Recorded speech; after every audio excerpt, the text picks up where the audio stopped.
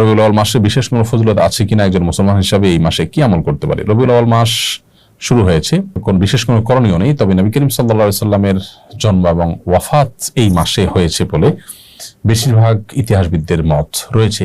সেই জায়গা থেকে এটা একটা বিশেষ তাৎপর্য আছে।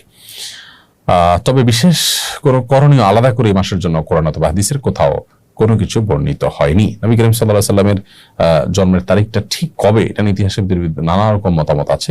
আমরা এটাকে 12 তারিখ চূড়ান্ত করে যারা ধরে রেখেছি, এটাই যে চূড়ান্ত তা কিন্তু না। অনেক ইতিহাসবিদদের মতে রবিউল আউয়াল 12 তারিখে তার জন্ম হয়েছে, এটা যেমন সত্য, আবার অন্যদিন তার জন্ম তারিখ রবিউল আউয়ালের 9 তারিখ, সেটি ওর সপক্ষে অনেকগুলো মত আছে এবং শক্তিশালী মত, এবং আরো বিভিন্ন মত আছে।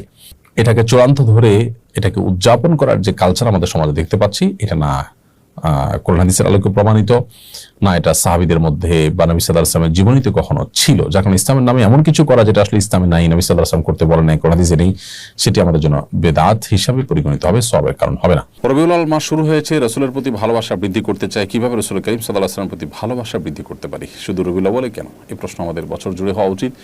রবিউল আউয়াল এলে তোমারই গান গায়, রবিউল আউয়াল গেলে তোমায় ভুলে যাই, এটি আমাদের হওয়া উচিত নয়। যাই হোক, নবী করিম সাল্লাল্লাহু আলাইহি ওয়াসাল্লামের প্রতি ভালোবাসা এটা শুধু রবিউল আউয়াল নয়, বছর জুড়ে আমাদের থাকতে হবে, এবং এই ভালোবাসাটা আমাদের নাজাতের মূল মন্ত্র।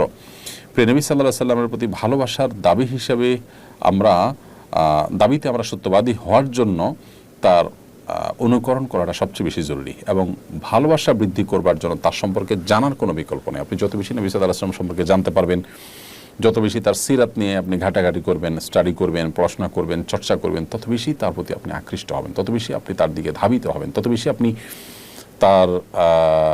তার প্রতি ভালোবাসা আপনার মধ্যে বৃদ্ধি পাবে। কারণ তার গুণগান যখন আপনি জানবেন, তার গুণাবলী, তার বৈশিষ্ট্য, তার জীবনচরিতের মাধুর্য, এগুলো যত বেশি আপনি জানতে পারবেন, তত বেশি আপনি স্বাভাবিকভাবে তার প্রতি অনুরক্ত এবং তার ভালোবাসায় সিক্ত হবেন।